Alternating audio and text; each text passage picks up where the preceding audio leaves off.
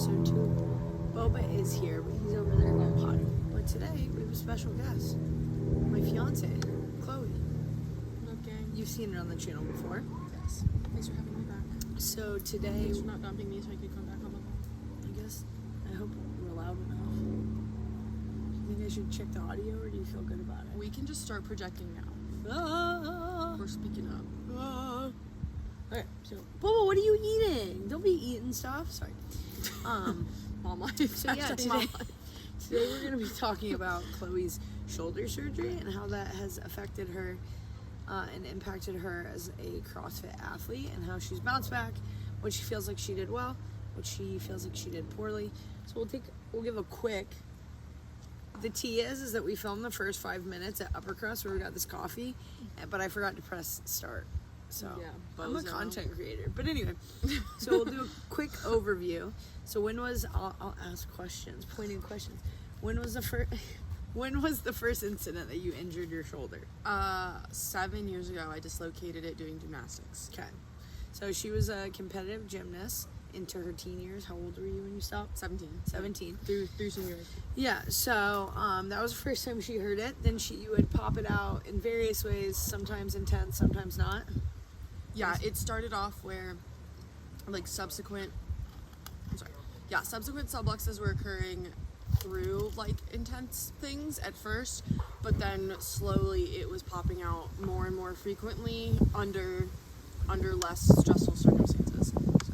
So, Like, she fell asleep and then her mom called her and she pushed herself up and it popped out. I went to go change the shirt, put my elbow in my shirt because it was kind of tight, and went like this, and it popped out. So stuff like that. Then she fast forward to when she got to me about 3 years ago at Dynasty CrossFit. Don't go drop in there. It's not open anymore. But Gainesville, Florida, where I was head coach. And so when she retired from gymnastics, you immediately started CrossFit. Same week. We love that. We love a dog. But so basically she's never done CrossFit with an intact labrum. So there was a lot of stuff that sometimes we had to change up, like overhead squats. This is surprising to no one if you know anything about anatomy and like CrossFit. Overhead squats didn't feel great. Squat snatches not that great. Snatch balance not that great. And then sometimes other stuff like It was always very, like I said, it was always very off and on. A lot of the snatch stuff consistently bothered me, but like I'd have some days where I was able to do rope climbs and like my volume was fine. I had days where I could do handstand push-ups and the volume was fine. And then I had days where literally just like getting my arm above like 90 degrees was just not really gonna happen. So. yeah. And then a little further into the future, we start dating, and I'm like, we dumbbell benched in a workout one day. Her arm, like, she couldn't even lift it up I was over in her so head. much pain. We're like, okay, we're gonna get it fixed. We're gonna get it checked out. So we get it x-rayed. They immediately ask for an MRI, which you know is unique also. You're coming right now? Come on. My nephew's gonna come say hi to the vlog. And yeah, they were basically like, hey, like, you have torn labrum, let's get it fixed. And then you want to tell them a little bit. Luke, come here. You gotta say hi to the camera. Come, you gotta get over here. Your butt crack. You say hi. Hello. To the camera. Hello. Hello. So tell them about the other corrections they had to do to your shoulder. Yeah, so we were kind of under the impression I had something torn. We didn't know specifically if it was rotator cuff or labrum. After I got the MRI, they confirmed I had a torn labrum. And then, so I knew I was going to have surgery for the labrum, and then they didn't tell me this until we got out, literally until I had the surgery and I woke up. They informed me that I also had a Hill-Sachs lesion, which is basically damage to the underside of the humeral head. So the analogy that they always gave us, I'll make it quick, basically the shoulder sits in its socket like a golf ball in a golf tee, and as it would pop out, it would peel back layers of that golf tee, and then they would reattach in the wrong spot as it kind of tried to self-heal, and that's what kind of made these recurring subluxes, and also what like exacerbated the frequency and intensity. But at that same time that this is happening, the underside of the humerus was denting on like the shoulder cavity itself, and that kind of repeated banging motion caused that Hill-Sachs lesion. So aside from just the labrum tear, they also had to do like a rumplissage to kind of tighten up the space that was caused by that lesion. So they ended up doing a little bit of rotator cuff stuff as well. So yeah, now, so she had surgery November of 2023. Yep. Yep. And then now it is December. What's up, buddy? You gonna go play? Yeah. Okay.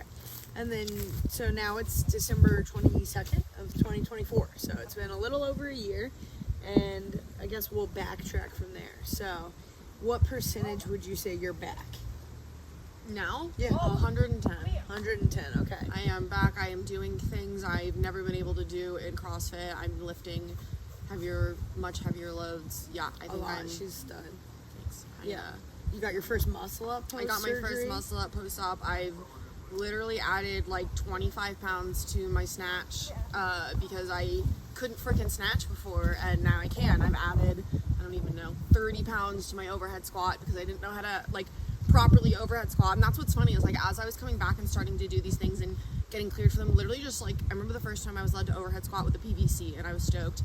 I did it, and she was like, WTF is that? And I was like, Yeah, we had to well, work on I've it. never like I never had the rotation and the range of motion to like do these things properly. So like learning squat snatches and overhead squats and snatch balances, kind of all of those things were it was like it was a foreign thing. Like I had never done it before because there was no like, you know, we always say grease the groove. That's something we said a lot. There's no groove to grease. With cleans there was, but with snatching and kind of a lot of stuff related to that, there was just nothing. Yeah. So some things I want to point out is one, the entire time she was on the mend, so she was in the sling for 6 months. Weeks. Lukey, weeks. Lukey, don't mess with that stuff. There's bugs in those. Yeah. Yeah, you don't want to touch that. Yeah. Okay?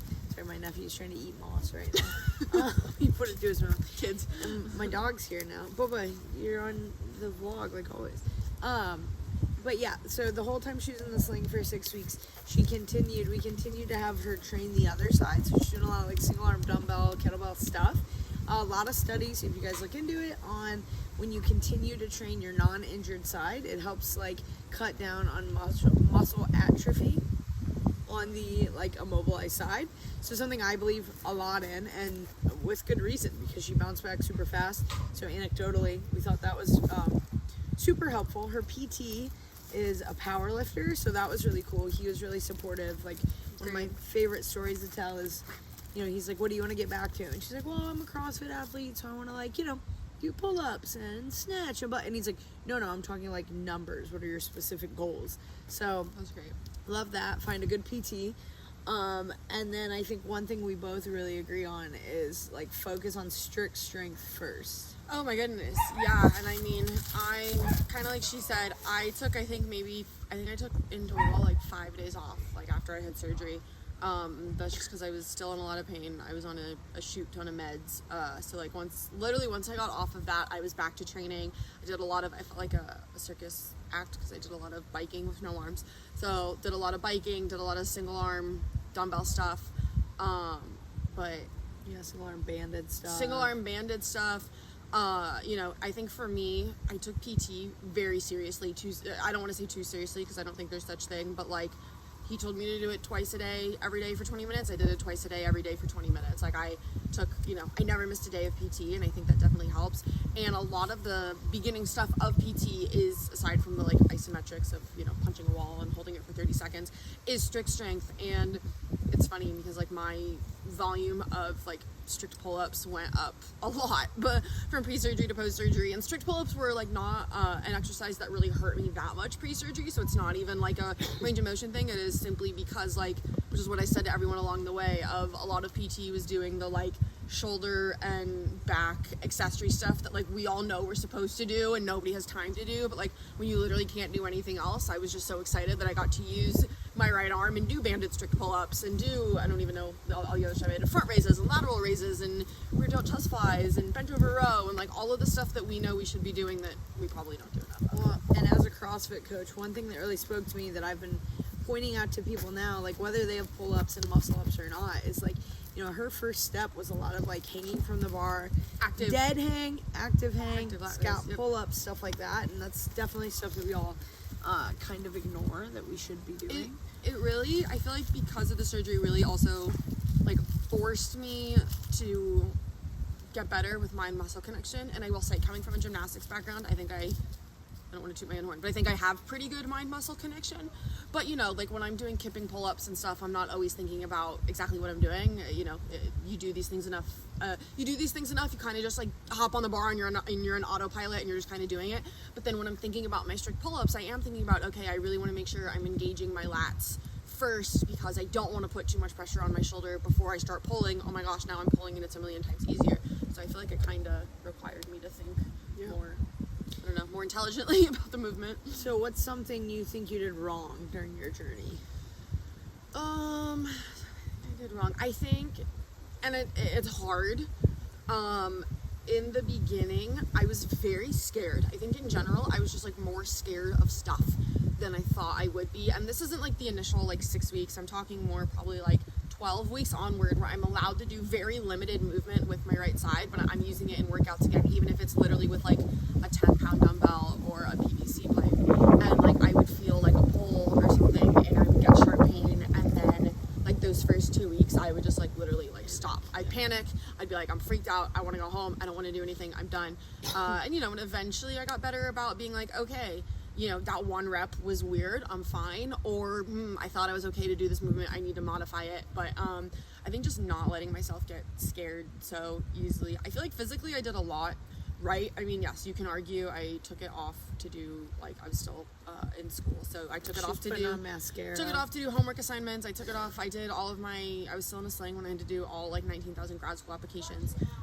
So yeah, you can argue maybe I shouldn't have taken it off then, but you know, I was always in a controlled setting, so I don't know. Yeah, I'd say overall I think the thing I did wrong was I let myself get like a little scared, because every time I brought something up to my PT, he never sounded concerned. I was like, yeah, this happened and I got scared and like I don't know if this is a big deal, and he's like, how you feel right now? I'm like, I feel good. And he's like, okay, and like, you know, tested everything and was like, you're fine. So yeah. I think I was a little overcautious sometimes. Yeah. And I think this is overall good for anyone coming back from injuries. She was like, the one thing I'd say you did wrong, it's like you're very hard on yourself. You're hard on yourself in general. But like, you know, if she wasn't like, she set a goal and she's like, by the end of like next month, I really want to be back. Or like for PT, it was like, hey, like you should be able to do like 3 to 5 of these without discomfort, and it didn't come like as fast as we thought, you'd like really beat yourself up. And I think it's like important to have patience, because like anyone can put a timeline on anything, but that doesn't mean your body will be ready. Yeah, and when you get there. And like even now, it still is just like, you know, a matter of like being smart. Like you know, we moved to North Carolina. North Carolina is colder than Florida, and so like the first week we were back up there after Thanksgiving, and we had lows in the 20s, and like I haven't really been in sustained environments like that since I had shoulder surgery. Like I was pretty stiff, and I was like, you know, I don't have metal in me, so it's not even a matter of that, but like, yeah, I was feeling pretty stiff, feeling pretty tight. I was like a little worried, and she was like, no, like it's cold, and like, you know, your body's cold, like it's okay. Yeah. And so I will say, kind of continuing on the things I recommend to people, is that like, unfortunately, PT is like, you know, a lifelong journey. Maybe 3 years from now I will feel different. We can do the post interview, and I will feel different about that. But like, I still do PT once a week, and arguably I should be doing it twice a week still. It's still just a lot of those like isolation exercises. When we moved, there was a time where she wasn't really doing it, not for very long, but there was like a couple weeks those where first 2-3 kinda, weeks I didn't do lapsed, and like she definitely could feel a difference. Yeah, I felt tighter, and you know, and things like that. And it's also just a matter of, I think I used to not really warm up all that much in general, whereas now like I'm looking at the WODs, and like, yeah, if it's something where we have rope climbs, or we have muscle ups, or we have a lot of snatching, like I'm rolling up 10 minutes earlier than I usually do to warm up. Sorry guys. And I think Boba, come here. that was something that used to kind of stress me out a little bit, is like I would be like, yeah, I would do 45 minutes of shoulder PT, and then I would feel great, but like I can't do 45 minutes of shoulder PT before every freaking workout that has shoulder stuff in it. Yeah. So kind of finding that, okay, what's the 10-minute abridged version that's going to make me feel warm and make me feel good enough to get up there. But yeah, I'd say overall, you know, being in the sling was not a good time. The most pain was my first day out of it, actually, just because my body wasn't used to the other muscles around it, hadn't had to work in a while, and all of a sudden they had to keep me up, and that was hard. But I would say overall, we discussed it, I think I came back sooner than I thought. It's funny, because the people at our new gym are like, oh, you had shoulder surgery last year, whatever. Like, they've only known me since July, so they don't know the whole story. And they've always asked, how long do you think it took you before you would say, you know, you recovered? Like, when do you think you were back? And I think like, I would say July. Like, so yeah, July, which is like a roughly around the 8-month mark, 7-8 months. I got my first muscle up 7 months post-op. I think that's when you started hitting like big clean numbers. Big clean numbers and things like that. I think probably like that like 8-month mark was when I was snatching again, and that's when I'd say I felt good. I'm like, I still have days, we've talked about it, I've only done one comp. I want to do more comps. I loved it. That's where I get a little gun shy. And she's asked me, and she's like, hey, think about this volume wise, you know, how do you think you would do? Like, yeah, you can do a workout that has 50 pull-ups in it, you can do a workout that has 10 rope climbs in it, but like, can you do 3 of those types of workouts back to back to back all in a day? And I'm like, I don't know that I'm like quite there yet, but like, also I have, like I said, I've PR'd my clean and jerk, I've PR'd my snatch. And volume wise, I feel much clean better. and jerk? It's a good amount. It's a good amount. Yeah, a little bit. So we're still working on stuff. You know, the last episode I was talking about goals. What are some of your goals that you have for next year?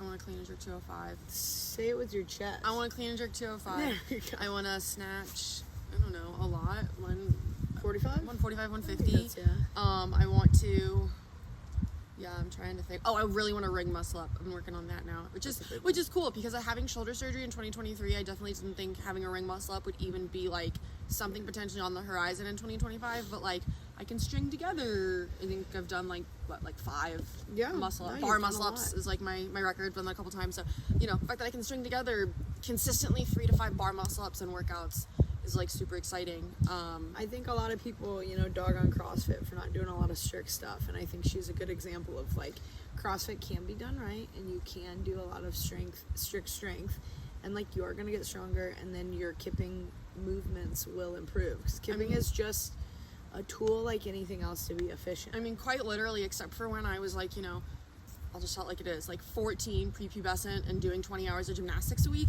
I do not remember the last time I've been able to do 7 strict pull-ups. Definitely not in adulthood. I can say that so confidently. Like 18 to, you know, however long, I was not able to do that many strict pull-ups, and I had like, you know, 2-ish before surgery. And then like quite literally went from 2 to 5 in what seemed like overnight, and then, you know, 5 to 7, maybe 8 if I have a good day. But, you know, and I feel better about, I feel better about doing muscle ups and holding big sets of, I did a set of like 15 pull-ups in a workout a couple weeks ago, and it feels good, because I have like the peace of mind of knowing that like I also have the strict strength to kind of back up the dynamic motion of stuff. So best advice to athletes going through labrum surgery: take your PT serious. Take your PT seriously. Have patience. Have patience. Work out the other side, and also work on the range of motion. You know, that is uncomfortable. There is stuff outside of PT that you can do that doesn't mean it's dangerous. For example, this was something I told my PT I did after the fact, and he was like, yeah, that's a great idea. I could front squat pretty early on. Took me a while to back squat because I couldn't get my arm like behind me around the bar. So literally when I would front squat in between sets, I would, to practice putting load on my back, up to 200 something pounds, I would back rack it and hold it for 30 seconds. And I had a PVC pipe before I was allowed to jerk and stuff, and literally I would just go overhead with straight arms and shrug it and work on that range of motion, working on that end points of the range of motion. You need to work where you have discomfort. If you work where you have pain, obviously that is bad, stop, but you need to work where you have discomfort, or you're not going to really be able to it's like a good lesson in mobility too, right? Like you want to strengthen the ranges of motion you want to be in. And so say if you have bad depth on a squat and you're always squatting heavy to your parallel squat, you're going to strengthen your muscle fibers in that position, and you want to strengthen them in the end range of motion you're trying to get to, right? Yeah. So similar thing, it's not just something applicable to injury. I think one kind of nuanced thing, and I might get hated for this, but Chloe has gotten a lot more fit over the last year, and she's cut some weight and done some things to really become the good overall athlete that she is. And I think it's important when you go through injuries to really take your overall fitness serious during that time and do a lot of cardio and watch what you're eating. And I'm not saying you gotta like starve yourself, please eat. But I think it's important more so than ever that when you cannot train the way you want to train, that you at least focus on like getting the things you can control right. Yeah, I will also say, like, I think you don't have to have a negative attitude about it. I definitely did at some times. I'm not going to sit here and say I was perfect. But, like, I also took a lot of it, like, as an opportunity to, like, be creative, work on stuff I don't need to. I am not a cardio god, and I am not shy in mentioning that. So, like, yeah, early spring, when I was allowed to run again, I was stoked. And I was running a lot more miles and stuff than I had been. We ran a 5K that April. Like, you know, she ran a 10K, my bad. There was a cinnamon roll at the end, that's why I did it. That was pretty sick. But, and the medals were sick. Oh, and the medals were sick. Run your cool. buns off 5K, 5K, 10K in Gainesville area. But yeah, like, I think it's an opportunity to be creative. We make fun of me, but like the stupid things I was doing at the time, like I did a lot of one-armed up downs, like, you know, and that's something that I didn't think I wanted to do, needed to do, but like there are plenty of modifications. I am very good at pistols. That's a skill I'm like proud that I have, and I had some, but like you got way better. You know, we're doing high skill gymnastics sessions in class, and like literally the only skill movement I could kind of work on was pistols, so I worked on them every time. And like, you know, take it as an opportunity to like get good at something that you probably wouldn't allot the time for otherwise. So right, and then the final question: what coffee did you get today? Oh, I drank it all. It's okay. I got a. That's still on me for not correctly videoing earlier. I think it was the cinnamon roll latte with oat milk from Upper Crust. It was delicious. If you're ever in Gainesville, Florida, go to Upper Crust. They're very inclusive. They had Christmas yums and Hanukkah yums. So yeah, they're always very good. I don't know if they're Jewish owned or operated or something, but they're always very good about having like proper Jewish delicacies leading up to holidays. Which I appreciate. Peppermint mocha.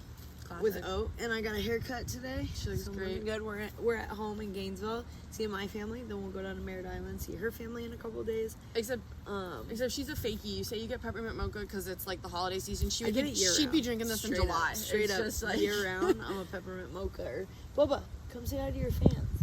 Can you guys see him back there? I don't know, but yeah. So if you have any questions about anything Chloe worked through, or if you are going through that too, comment down below. Find us on Instagram at Cobra Kaity, and you can find her through me because you won't spell her name right. It's fine. Chloe, 2 E's, Petrosino. Plus, by the time you watch this, it might be Chloe Mason because you're gonna have to change your handle. So, but yeah. So, well, thank you for coming on Coffee with Kaity. Should we do our thumbnail?